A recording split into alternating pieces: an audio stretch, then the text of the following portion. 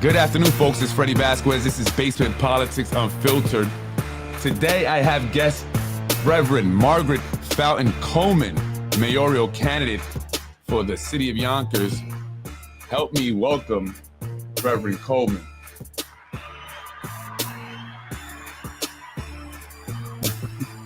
Good afternoon. Good afternoon, Freddie. How you doing today? I am well, and please call me Margaret. Okay, Margaret, sure, absolutely. Thank you. It's a pleasure to have you. I'm glad that I was able to get you on. Tomorrow is primary days, June 27th. It was fast, right? It was really fast. It went by quick. So how was it? Just give us a little bit of how was the campaign? How, we're here, we're at this point, right? And you're hoping that this isn't it, although it's been a lot. I'm continuing the process after I take a little stint of a little vacation and then come back and hit the ground running. Well, thank you so much again for just allowing me to come and be a part of your show. You're welcome. I really wanted to make sure that I reached out to every single news. And I do call you guys. I mean, people think, you're just bloggers, but you know what? You have a base. And I appreciate that. We have to acknowledge that as political candidates and those who are elected officials. You have people who follow you, and they deserve to hear from those they elect. And so that has been my premise since January 15th, when I first announced. I told you I will be on, but it's just scheduling and ensuring that I had all my ducks in a row. Because as the campaign evolved, we had, issues in our campaign as it related to health issues. People, my own husband was diagnosed. Some people do know he was, they thought he had cancer. And so we went through, when I tell you we went through things, but I am just so happy to be at this part of the journey and how wonderfully well the campaign held itself together so we could be at this moment in time. So just a little bit about what, how the experience has been. Because I've been elected in two different areas before, and on a smaller scale, of course, is legislatively speaking, it's different. Yonkers is a different breed of political maneuvering. And when you're a person like me, who's always, I'm a very perceptive person. So I monitor and I watch and I see how people make their moves.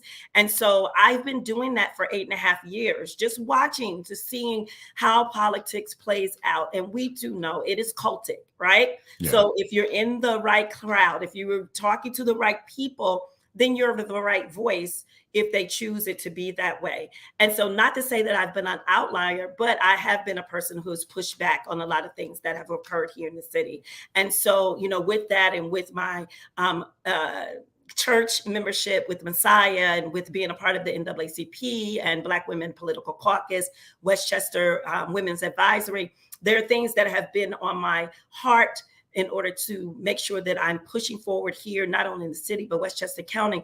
But what made me run, because I know it's going to be your next question, because I've done a lot of these, was the term limits extension. Right. That really, for me, housing too as well, but I didn't think I needed to be politically vested for the housing, just continue to be that advocate for those persons and groups that are already advocating for housing.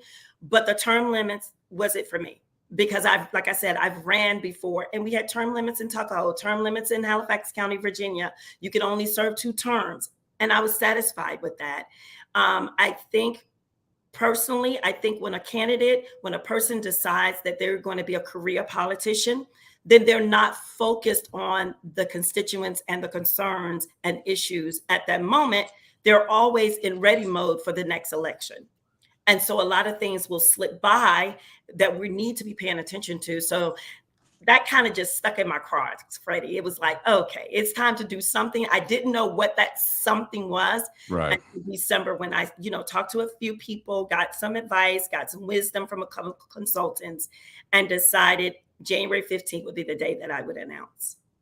Well, I was going to ask that question also, but also I wanted to ask you, not only that you decided to run, but also, early on, and I mentioned this, and, we spoke about it early on, I was hearing that you and Corazon Pineda Isaac, the other, candidate, the other female candidate, the other female candidate of color, right? So just to put that out there, but, that one of you would kind of fall back and support the other based on how well you did, I guess, initially. But that did not happen. And again, this is just what I was hearing, so maybe it's not even true. But we do know, and we've spoken about this, not just you and I, but, people speak about this. I spoke about it in the podcast, splitting the votes, right? How, was there some kind of agreement? If not, then that's out the window, it didn't matter. But if there was, why, did you just say, you know what, I'm going to do this. I feel confident that I can do it, even though there is another person, a person of color, a female that could potentially split the votes and cause, it to be more difficult for you? Well, fair question, a really fair question. And actually, you have only been the only reporter person who's been bold enough to ask the question. And because I run on a candidacy of transparency and honesty and integrity, I did meet with Ms. Pineda Isaac. I did in the month of December, because I owed her that respect as a legislator and a person who's on this council. There was the only name that I heard that may potentially be wanting to run. I had a lot of the elites ask me, because I talk with them as well, to please talk to her, before I announced, just to see what her position was. So we had a meeting. We had a meeting in December. I love doing things over food. So we went to a diner, we had dinner, and we talked about her wanting to run. And she was in the air about it. She was really not committed to say yes or no. She said, I will probably wait to December. And this is something I'm openly, if you ask me, I'm going to tell you, I openly stated to her, but because I don't have a coffer, so to speak, of political monies, I would have to announce early to get my name out there, to start fundraising. And I knew January would open up the season. And I said, but I need to hear from you, because if in fact you are running, because I've done this before, I already knew the potential, harm it would do in, like you say, splitting the vote between people of color and even white constituents who are, want a new voice and a new choice in this mayoral election. So I had the conversation. She declined to be committed in saying, yes, I'm running in, whatever date. So I announced January 15th.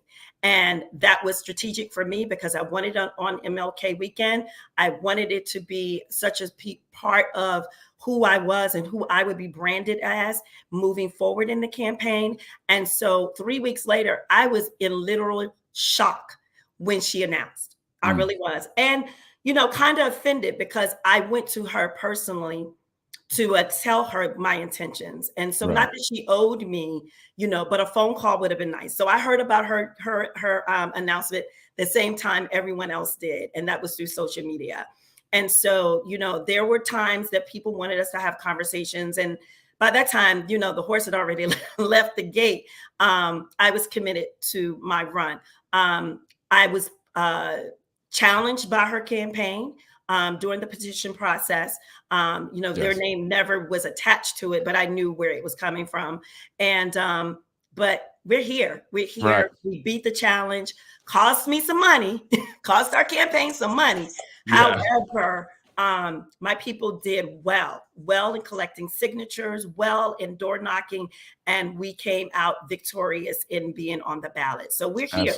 Absolutely. And congratulations on that, because that in itself is a challenge. I know how hard that is.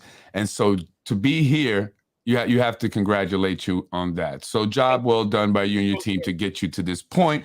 And let's see what happens. So you're here now, right? You're running, you're all in, you're not giving up. A lot of people have said nothing but good things about you. I'll be honest, aside from that, the splitting the vote thing or whatever, you're still in it, which is not a big deal. It's politics, right?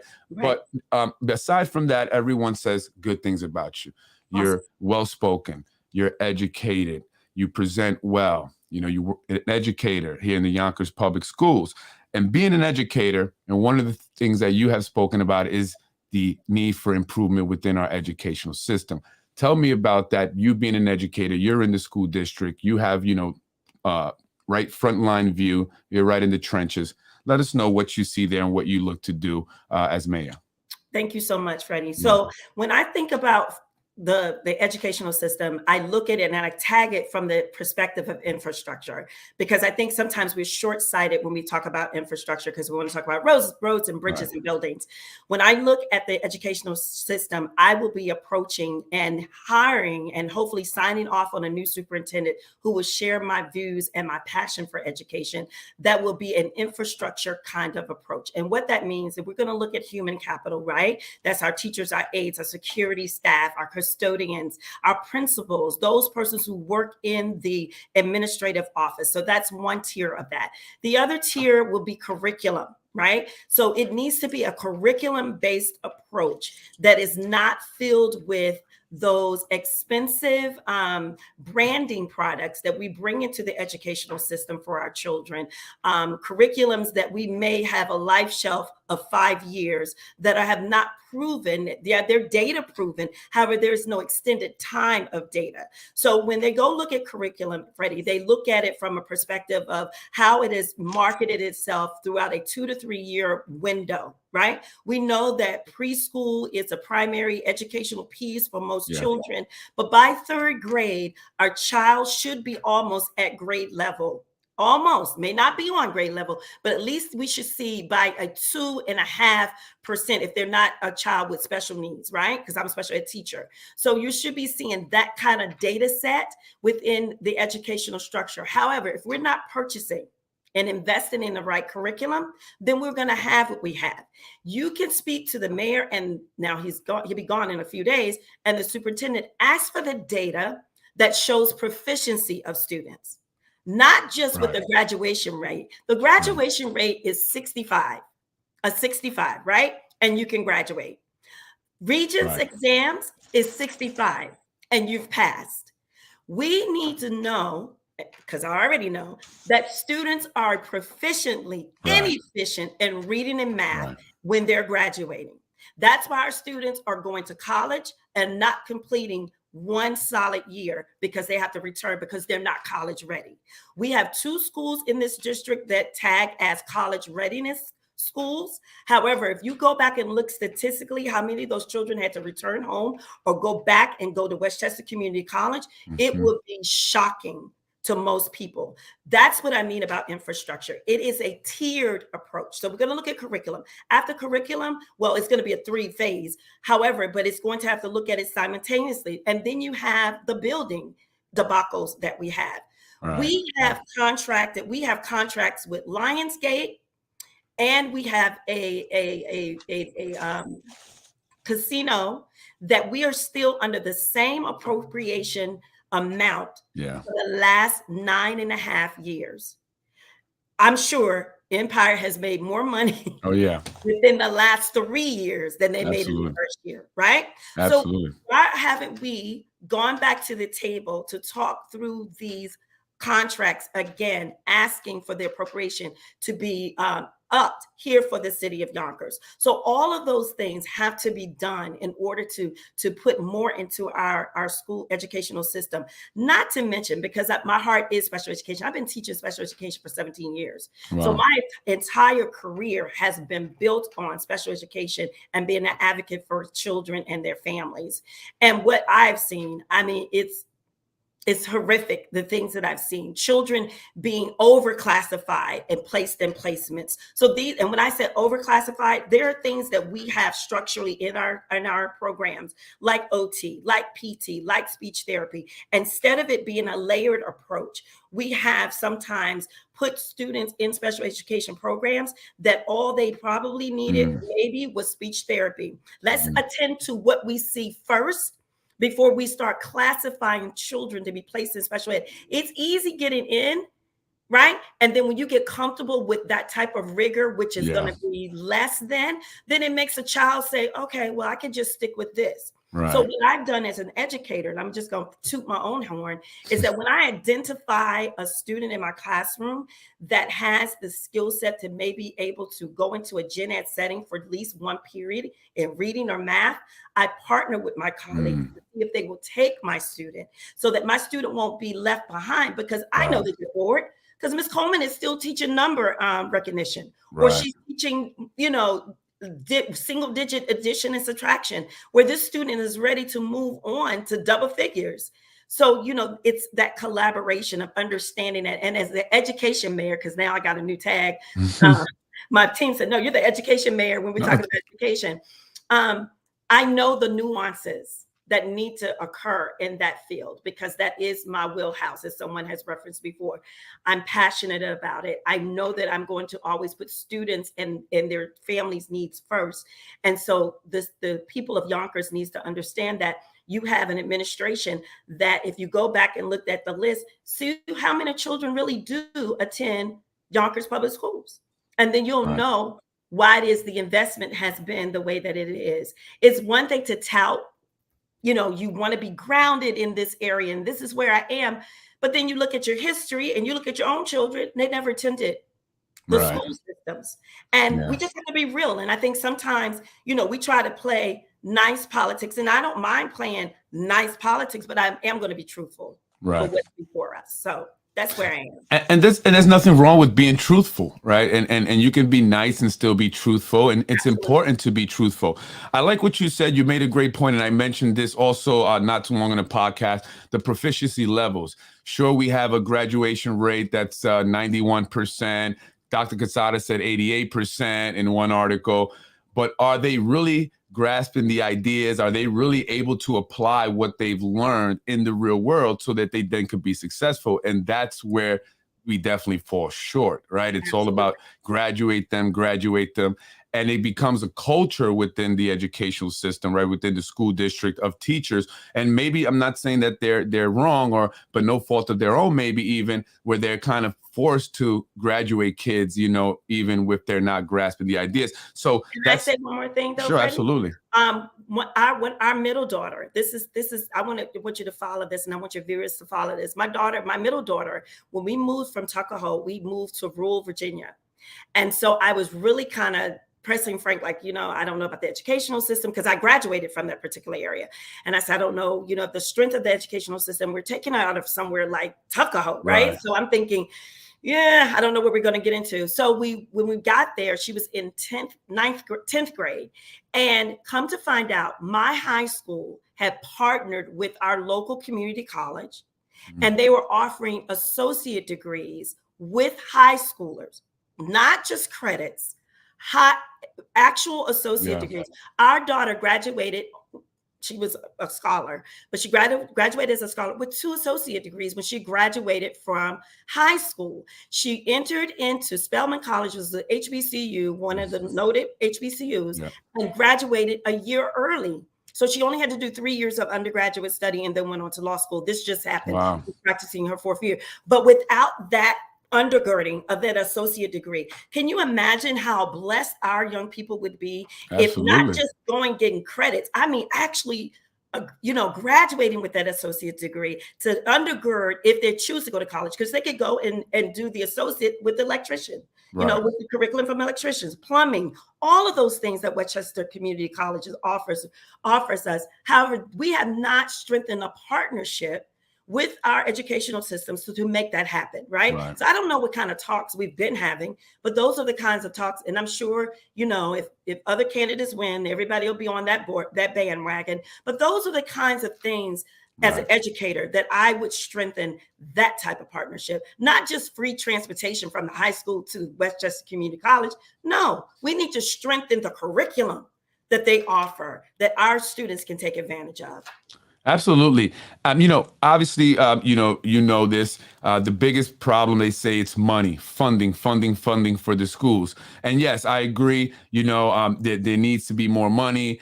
Maybe money needs to be managed better also, right? But even with lack of funding, if you get creative, like you said, the school partnered up with the community college to offer this associate's program while they're still in high school.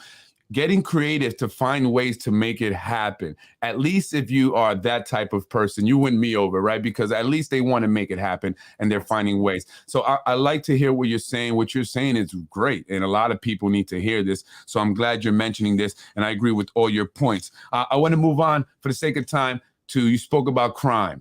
Are we the safest big city? Let me say this. I just did a public safety forum platform. So if people still need to know more about me, go to margaretformayor.com. I just did a platform. I had a wonderful, she was a deputy chief in Durham, North Carolina. So she knew me when I was a public defender investigator, because that's another part of my wheelhouse. I did that for 10 plus years. I was a senior investigator representing high profile cases with the public defender of Durham, North Carolina. That's just to give a little bit of my background. So we are safe according to how you look at data and statistics. Right. Okay. We do have a gang problem, right? It's not the gang problem. I'm a little older than you, Freddie. So it's not, as my brother interprets it, it's not the gangs of Margaret and Freddie, like the Bloods and the Crips, right? These gangs have now evolved into young people, not really looking at territory, but they're looking at other facets to formulate their culture, right? So they're utilizing social media, they're utilizing tags, they're utilizing all those things to build their own base. Like someone said to me, well, Ms. Coleman, there is not a gang problem. I beg to differ, because I've dealt with that. I know what the symptoms look like. I know what they look like. I see how kids, I deal with the middle schoolers, and I see certain things that they do across the internet to know that they're building their own culture. So you asked me a question. Let me go back to the question. So the question is, yes. So the question is based on data. What does the data say? And because I believe that data can be interpreted to the negative and to the positive, do I feel safe walking through the city of Yonkers? Absolutely, I do. Why do I feel safe? Not because of my color, but because of my prior experience, my experience in law enforcement. Right. So I know how to look. I know how to be aware of my surroundings. I know when I see something that makes me know that this is gang affiliated. That's me. The seniors that go to my church, no, They don't feel as safe. Why? Because they hear about the break-ins in cars. They hear about people, potentially being mugged. They hear about, one side of Yonkers experiencing not carjacking, but taking that catalytic converter, yeah. Cars. So they hear about those things. So no, they don't feel safe. They're not as blessed as other communities who may have the precinct right in their community center. Okay. So they don't feel that sense of cohesiveness with law enforcement. So it's about perspective, being perceptive of exactly what's happening. I said at the last forum I was at, that when my friend, her name is BJ Council, began looking at the platform of Yonkers Police Department, because we studied it. And, she didn't give me the questions before, but she made me go back and study their profile. We have 40 plus programs that we should be instituting here in the city of Yonkers that can help us with gangs, help us with young people, help us with our seniors, keeping us city safe. Right. They're not active enough. And that the community does not understand that these are programs that have been on our website that have not been instituted in every single community. District 1, District 2, District 3 are having District 1 and 2 especially are having such an uptick in crime and crime-related things. That's because community policing is not what it should be. Yeah. When I go through Getty Square, when I'm walking through Getty Square, when I see police officers at 2:30, right, or 2:15, or they're there when I was getting off work, 3:30, 3:15, that's not community policing. That's policing of intimidation. That's the difference. You have to walk a community before it becomes community policing, right? You have to know the to people, know them, to engage them. Right. It's easier for a young person to come to say, listen, they're going around a corner, they're going to head up Warburton, they're going to hit up Ashburton, and they're going to fight over there.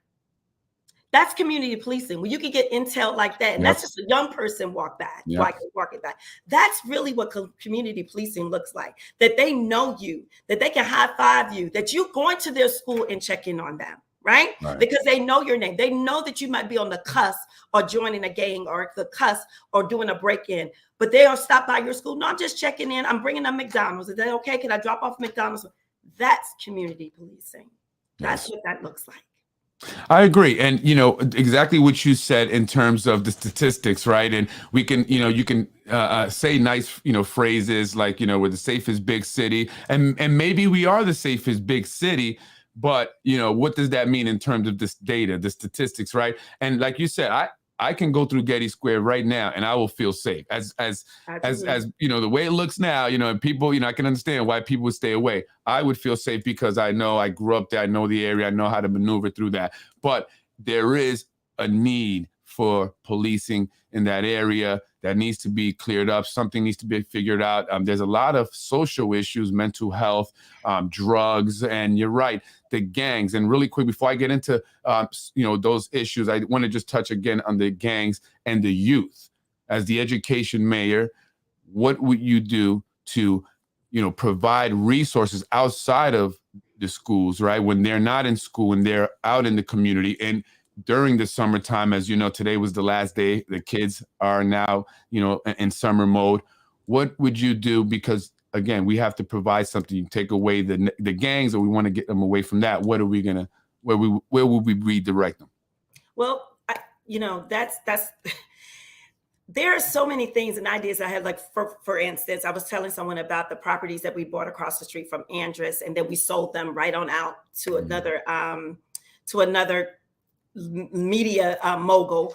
That was a perfect place to have a summer kind of facility for kids. Yeah. You had a swimming pool, you had a tennis court, you had all those things that children could have had. The city needs to begin to sponsor their own community programming, right? Yes. It should not cost kids money to go to a pool in the city in which their parents are paying taxes in. I've never heard that before in my life, that you're going to actually make me pay my child to attend a summer camp when I'm already paying taxes at a community property that belongs to the city.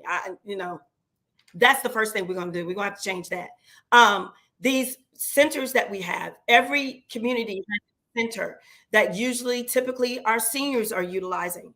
Well, then that tells you right there that we have to do something different, because seniors, as blessed as they are, they handle their own grandkids, but do they want 20 more children coming into their center? Right. Because kids are going to be kids, right? Right. Let's just be honest. They're going to be kids. So they're going to do some destructive things, right? Things are going to break up. Things are going to, they're going to have arguments. Right. That's just the nature of what it is, but we're not doing enough, right? We have schools that are closed, literally closed during the summer, that can be utilized for summer camps for our children. And I mean us looking for money so that it will not be a burden on families. That's Right. the thing. We continue to have these programs that are available during the summer months, but I don't know how parents are paying for it.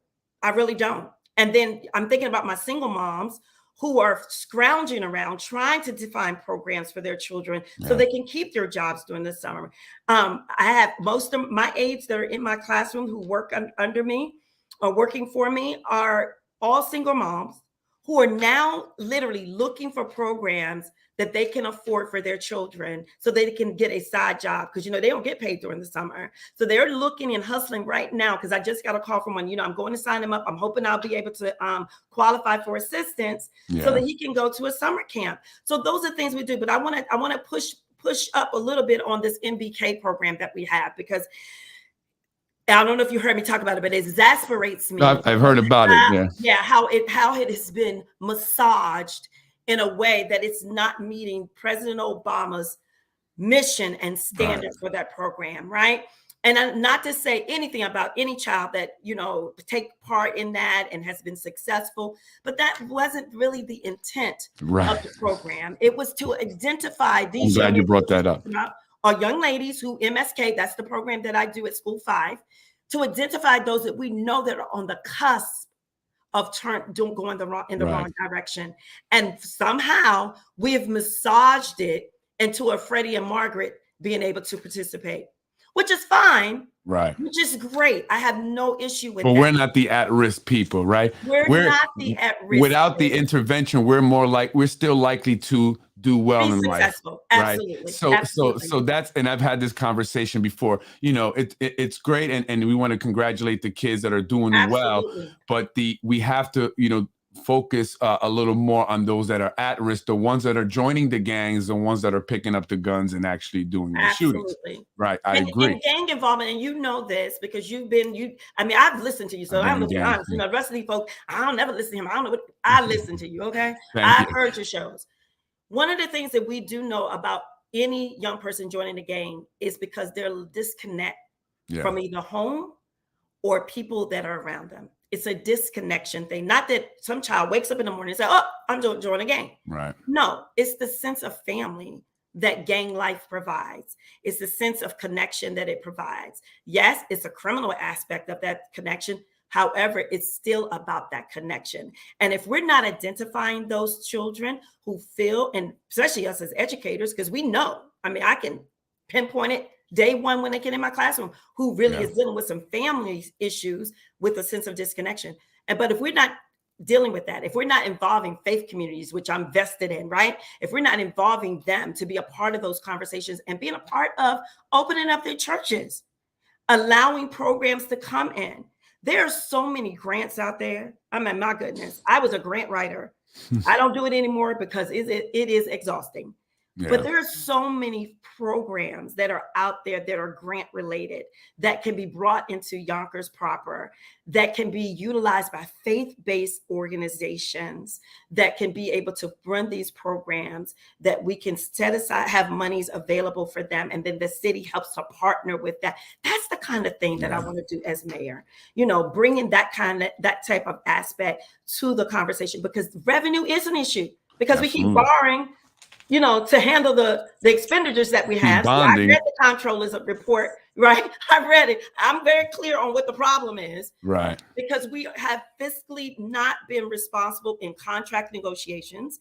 Because trust me, as your mayor 2024, we're going to do a complete audit of every developer's contract here in the city of Yonkers. I promise the citizens that.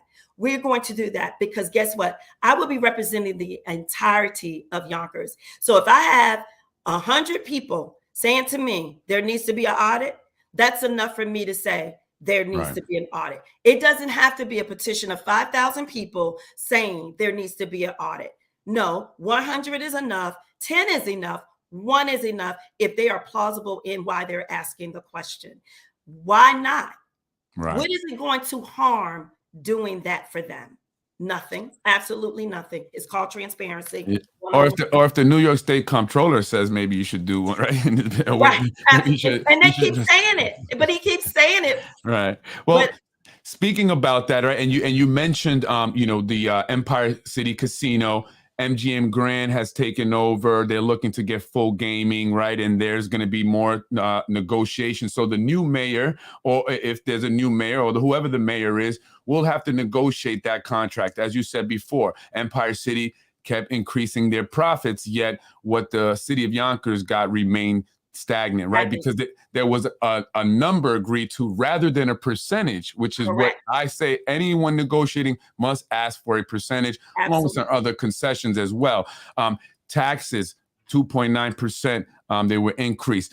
Taxes is a big, you know, issue for the people on the east side, right? People that may not necessarily all know about Margaret Fountain Coleman, but they should know about you if they don't, right? And you need to, you know, you want to speak to them as the mayor.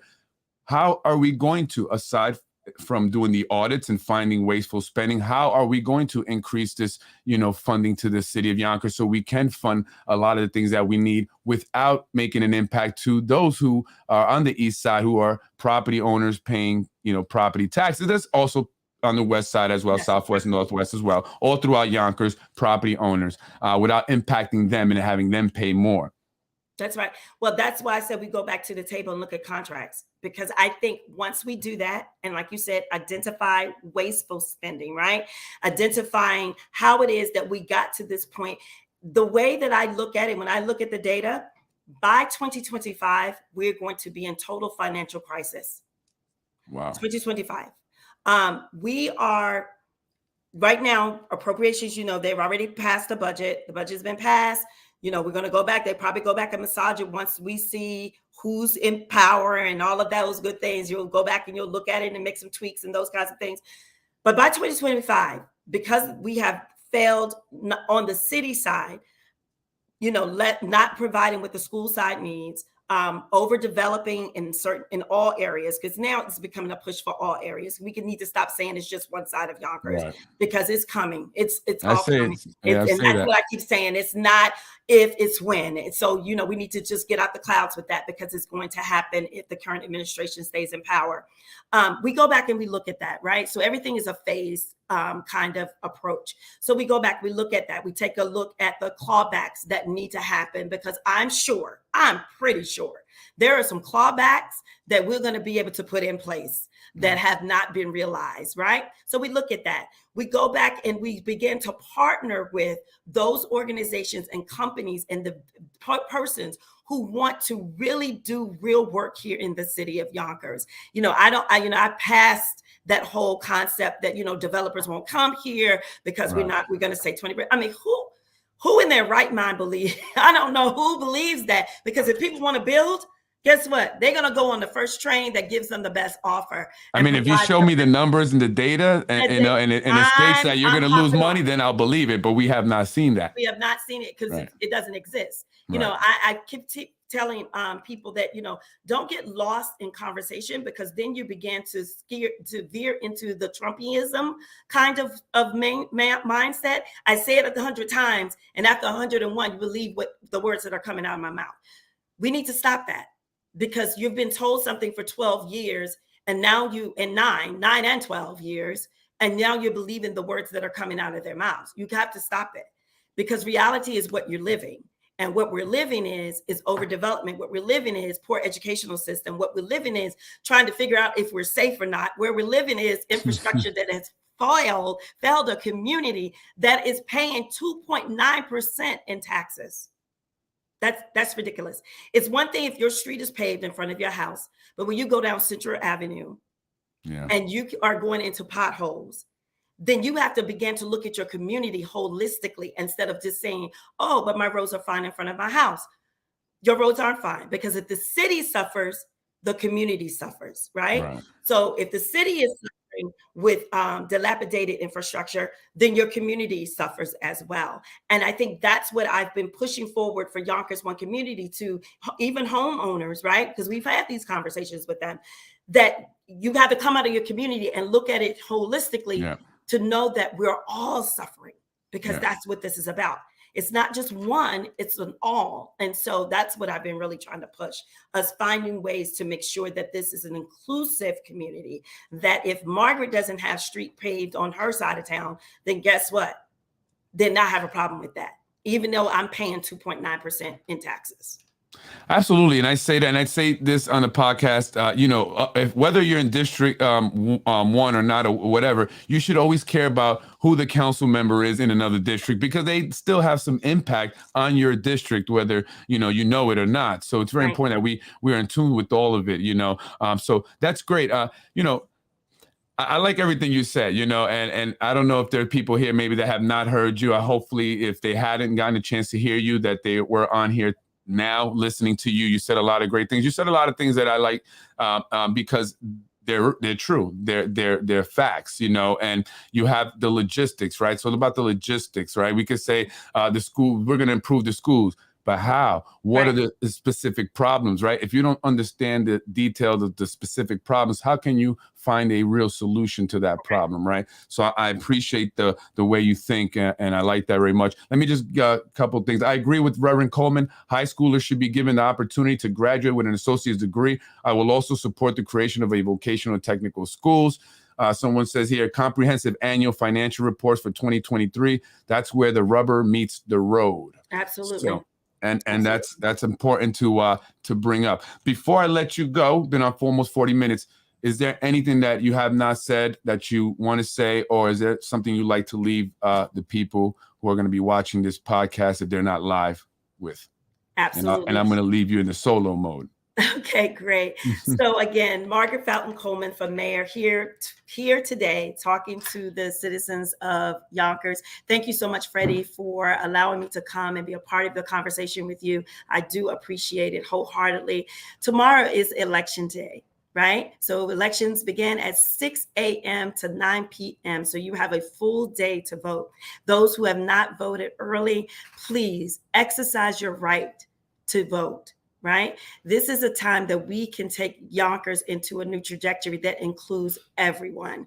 This is an opportunity for Yonkers One community to be in the forefront of everyone's mind, no matter your zip code. This is an opportunity for us to lead with integrity, to lead with transparency, and to lead forthright so that citizens of Yonkers will know that they have a seat at the table. I am a candidate who will always look towards Yonkers as the place to get my information from. And what I mean by that, that the residents have the final say so of what should occur in our city. So if you have not voted, please consider me, Margaret Fountain Coleman, for mayor here in the city of Yonkers. You can go to my website, margaretformayor.com, where I have provided forums for each of my platforms, which include education, housing, affordability, as well as we address homelessness here in the city of Yonkers. We're talking about infrastructure, capital, as well as people infrastructure, and then public safety. I look forward to serving you as your mayor here in the city of Yonkers, and I hope that you will vote for me. Have a wonderful day. Thank you so much, Freddie. I really appreciate it.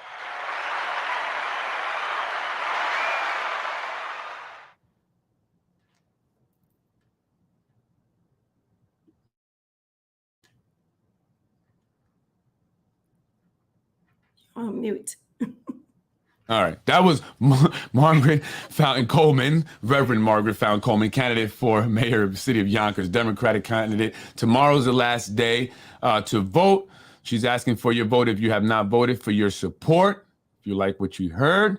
And let me know. I want to hear it in the comments. What do you guys think of the Reverend Margaret Coleman? I always say sometimes Coleman Fountain. I used to do that with Lakeisha Collins Bellamy. I would always say that, like I would always say Bellamy, whatever, Collins. So I'm sorry about that. I don't know why. That's okay. But you know, that's funny because Frank, when we got married, because we've been married 20 years. So when we got married, because I'm a divorcee. So was a single parent. So that's why I say single parents, I got you. I was there for 7 years.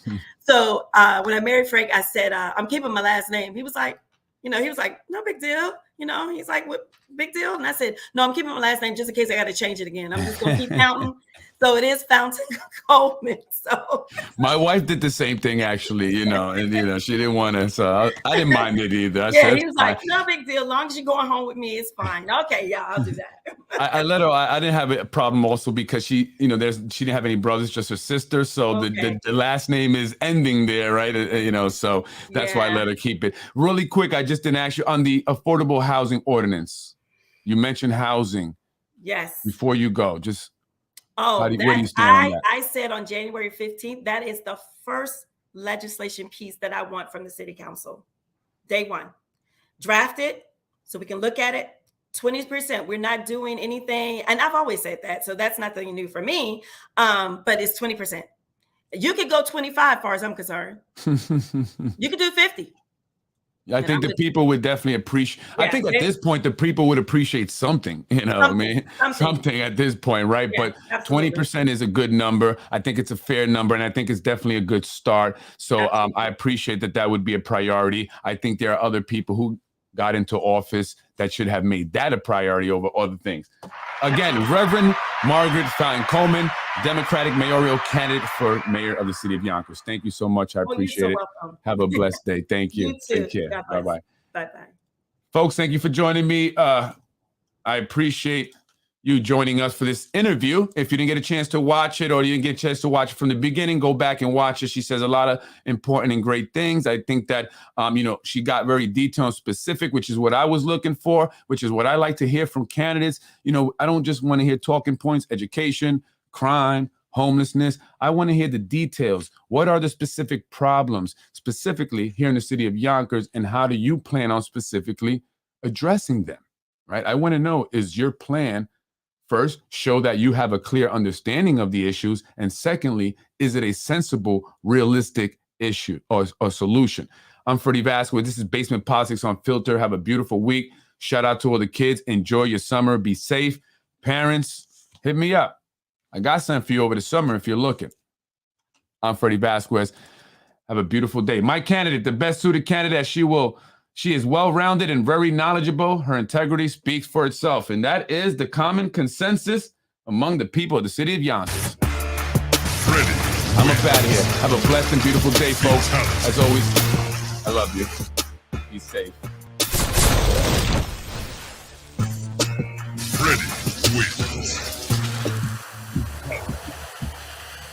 You're watching Basement Politics with my dad, Freddie Vasquez. Ladies and gentlemen, you are now tuned in to Basement Politics. You're watching Basement Politics with my dad, Freddie Vasquez.